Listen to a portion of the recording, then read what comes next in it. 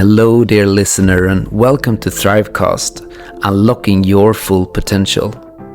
Your well-being is our priority, and we're here to provide you with practical, heartfelt advice on living your best life. Together, we'll explore identity, purpose, prosperity mindset, authenticity, and so much more. So grab your headphones and get ready. Your journey starts now.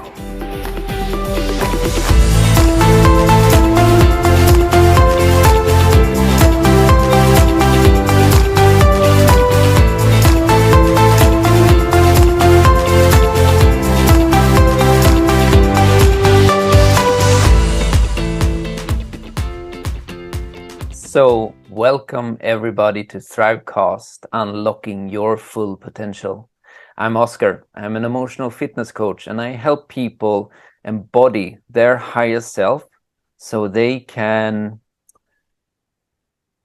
really thrive by living their purpose. And with me today, I have Katarina Hansens Karlsson. Katarina, please introduce yourself to our listeners. Thank you, Oscar. So I'm a global speaker. I'm also an entrepreneurial consultant and trainer.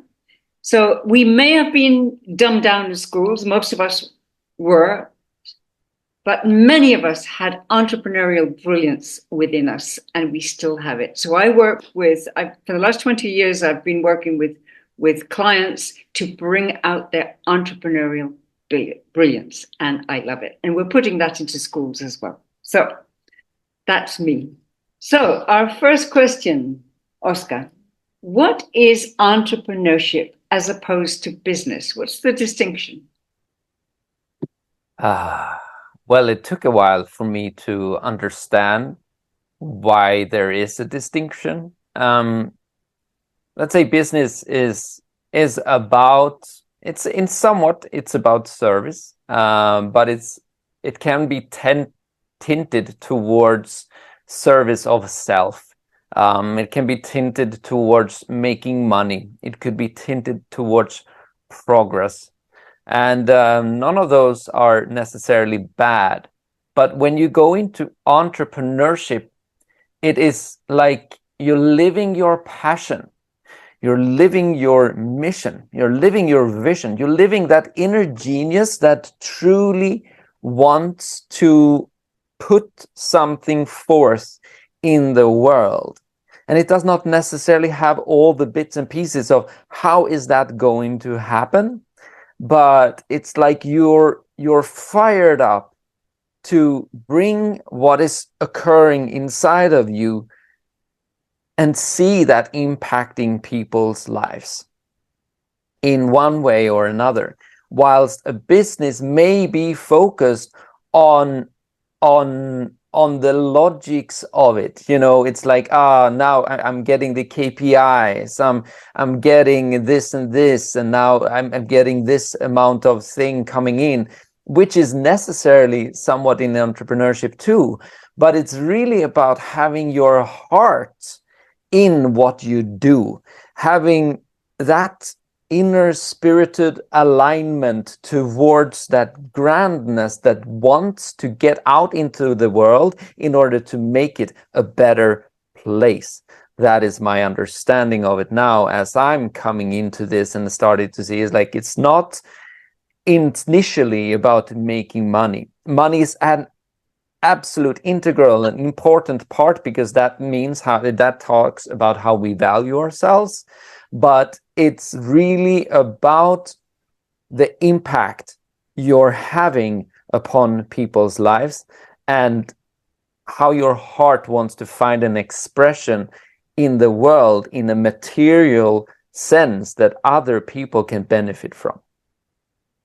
Beautiful. And you, Katarina, what do you feel? What do you think and feel around this? Thank you, Oscar. Well, for me, business is about profit. Profit first. And entrepreneurship is about purpose. It's about having a purpose that you are totally committed to, that, as you say, Oscar, will make an impact on the world, but it's something you never want to give up. All right. So I've been in business and it's actually bored me in the end because I felt, well, so what? So what if you make money? So what if you don't make money or you lose money? What, how does that affect my life? But becoming an entrepreneur, and I've been an entrepreneur for over 20 years, and having a purpose and having a mission and having a vision and having this commitment for me to bring out the brilliant entrepreneur in every single client, that for me, wow, that makes my life really juicy and really enjoyable. I love the word juicy. It's like a California word, and we don't use it in England or anywhere else. But it makes my life much more interesting, much more serviceable. But also, it drives me to get up, to wake up every morning at 6, and to start work at around 8 every day, and to just keep going no matter what. So that's entrepreneurship, an exciting journey for me. So question number 2, why is entrepreneurship a spiritual journey, Oscar? Well, because it's about your heart and your heart and everything else for that matter, but especially your heart it's spiritual in origin. You are connected to God regardless if you think you are or you're not, and there's an outpouring of God's will in your entrepreneurship. There's a yearning for the expression that God has for the unique purpose that is inside of you, for that to take an expression through your heart out into the world. And that's why it's an absolute spiritual game. Because you see, when you flow into this and when you take that leap of faith and you go into it and you're saying, like, this is what I'm going to do, regardless of which, I will continue on this path and I will make it happen. Everything in life aligns for that to occur because your will is aligned with divine will. It's not because you're not coming from the service of self, you're coming from the place of love thy neighbor as yourself, right? You want others to benefit from what you're doing as much as you will benefit from it yourself, because you love how it's going to look like when it's out into the world. And love is spiritual. It just is. Beautiful. And you, Katarina? Well, Oscar, I'm very clear that we're not only here to live. That could be our number one purpose. Not just to survive, but to serve. Because when we serve, we become fulfilled. I mean, that's a selfish reason. But when we serve, we are expressing the greatest of ourselves to help one other person, or 2 other people, or 1,000 people, or 1 billion people.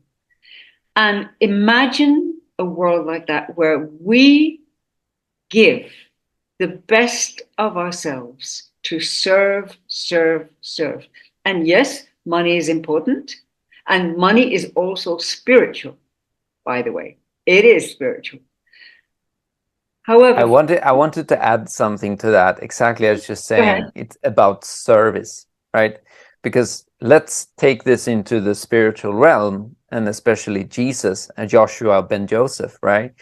Because he taught basically 3 things. The first one was repentance. Why repentance? Because you need to let go of pride. The second one is obedience. What is obedience? Well, obedience is to abide by the golden rule, which means love the Lord thy God with all your heart and love your neighbor as thyself. Because then you're attuned and stepping into love. And when you're in that, you want to be of service. which is the third one. Service is the works. When you do the works, then faith becomes aligned, because faith without works is dead. Okay, thank you. Thank you, Oscar. So why is entrepreneurship a spiritual game?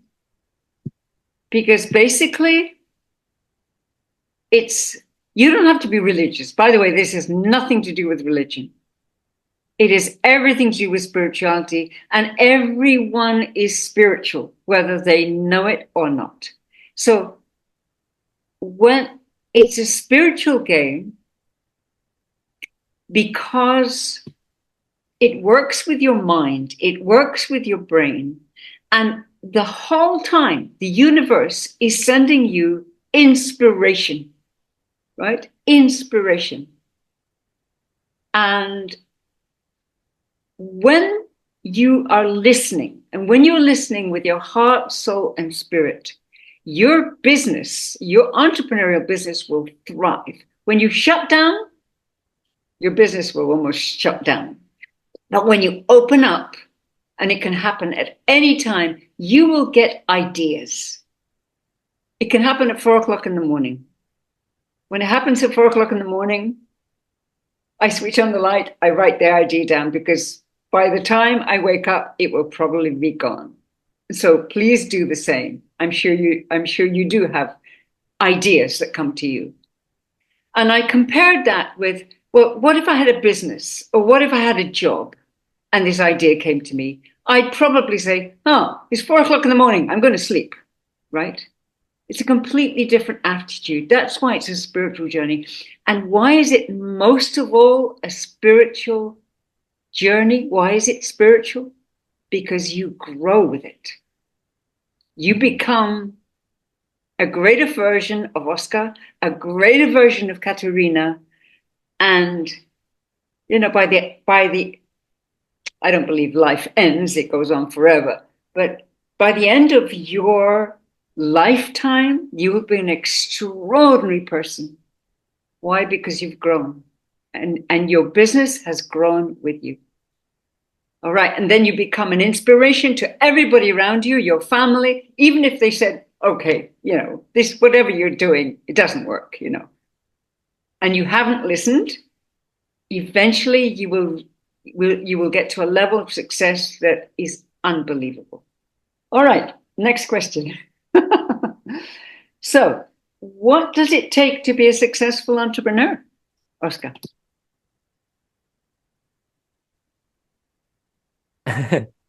To keep at it, actually. Yeah, absolutely. Don't stop. Just keep going. Don't stop, because we've spoken about this in our previous podcasts. There's something that's called the inner saboteur, and that little being inside of us tries to keep us small, and it speaks to you in a way that is sometimes gentle in order to get its needs fulfilled. It can essentially say, no, you don't have to do work now. You were so good yesterday. Relax a day. Because every day when you wake up, you need to remind yourself of why you're doing what you're doing, because your mind has a momentum to think the way you normally think. So essentially, it's about you first keeping up the works, but the works comes from you having the thoughts and emotions in the now that propels you to do the works. Because if you do not really have those thoughts and emotions, yes, you can absolutely force yourself to now I'm going to get up and I'm just going to do it with willpower. But willpower can run out. You can go get into the wall, because you get into the wall when there's a conflict inside of you that's like, this is not aligned with my thoughts and emotions, and I'm forcing myself to do it. Because thoughts and emotions, when they are aligned, you get the thoughts and you get the creativity and you get the genius that really propels your business forward. So to keep at it, first of all, is somewhat what I spoke about, that also obedience. Be obedient to that higher version of you. Be obedient to those thoughts and emotions that truly are of benefit to you in the now. And then from there, you will see that it grows into your business. And obviously, you can also have, from those thoughts and emotions, you form values and you form attitudes and you form a mission statement and a vision that keeps you aligned with what it is you're intending to get out there. What do you feel, Katarina? Thank you, Oscar. First of all, I would say the inner saboteur for me is not so little. It will attack your success, actually, because it wants you to stay in your comfort zone. Now, your comfort zone, you can live in your comfort zone, but you will also die in your comfort zone. So have the courage, first of all, to change, and have the courage to break out of your comfort zone, because your success will never be in your comfort zone. It will be when you dare to be on video, when you dare to do podcasts, when you dare to be a speaker, when you dare to go beyond your comfort zone, beyond your level of fear, and go, I'm scared out of my life to do this, and I'm going to do it. So, Absolutely. yeah, absolutely. So courage, 3 C words: courage, certainty. You have to know who you are. There's no faking in entrepreneurship, because people see right through you. Don't fake it, please. You are extraordinary. Find your authentic self. Find your certainty in your authentic identity. Be who you are, because everybody else is taken, right? You've heard that before.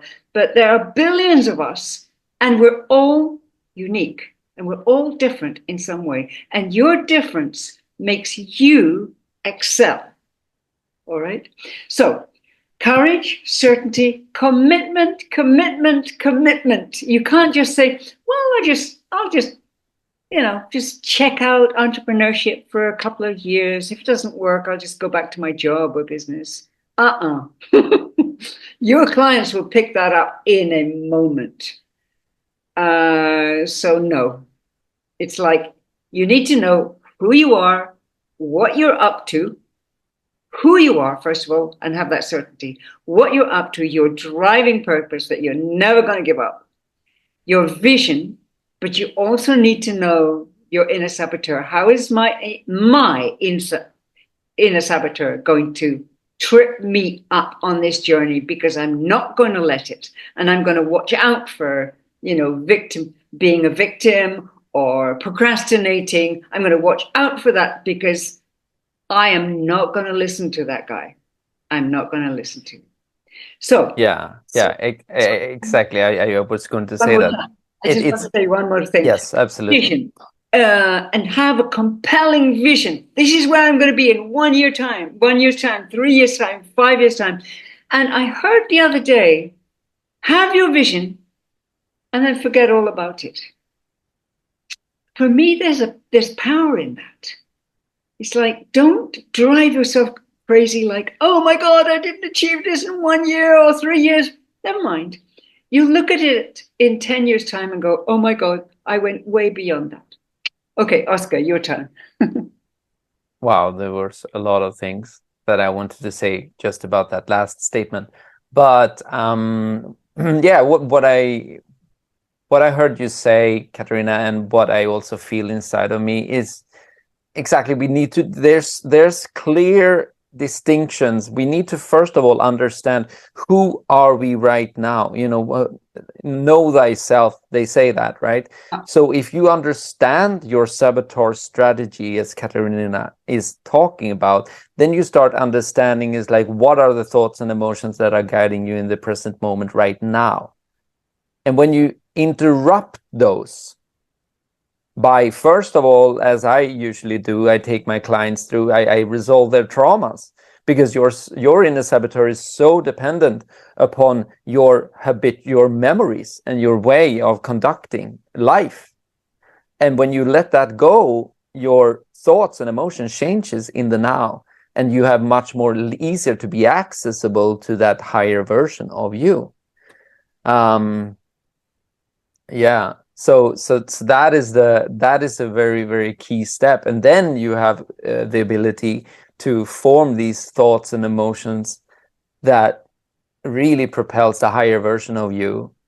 So there's so many like stages on this journey, but that's why always tune into the people that have done this work to me or Katarina, to get the help of seeing these bits in your mind, because it's really about having a clear understanding of what is going on inside of you.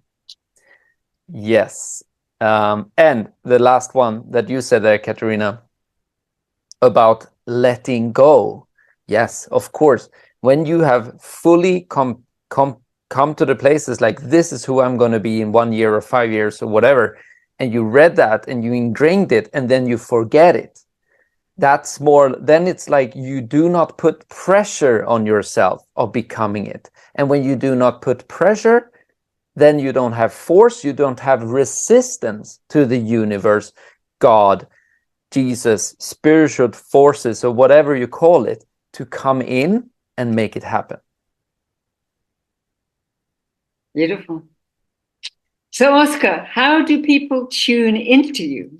Well, they tune into me by coming to my website, realitydecoding.com, or get to my Facebook group, Live Your Purpose, and also on YouTube as Oscar Nygren. And Katarina, how do people reach you? Okay, thank you, Oscar. LinkedIn, Catherine Carlson. I'm Katarina Hansens Carlson, that's my brand name, but Catherine Carlson with a K and E and 2 S's, Carlson. And I'm going to put my link, but also a warning, I'm just about to have many, many clients. So if you do want to connect with me this week or next week, because this opportunity may not come again.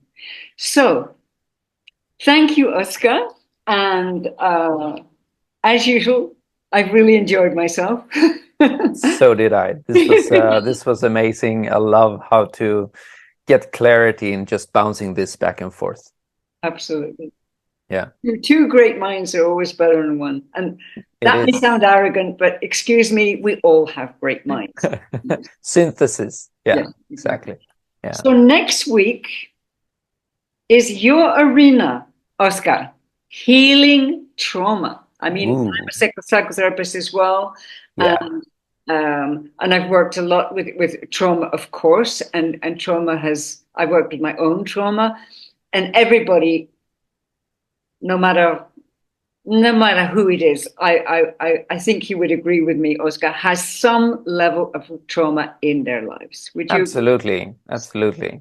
If they have some minor grievances or frustrations, then there's always a sense of trauma there. Absolutely. Yeah, that's what's behind it. That's what's running. Yeah. Yeah. So next week, join us with Healing Trauma with Oscar and with Katarina. And thank you for watching, and see you next week. Thank you, everyone. Take care.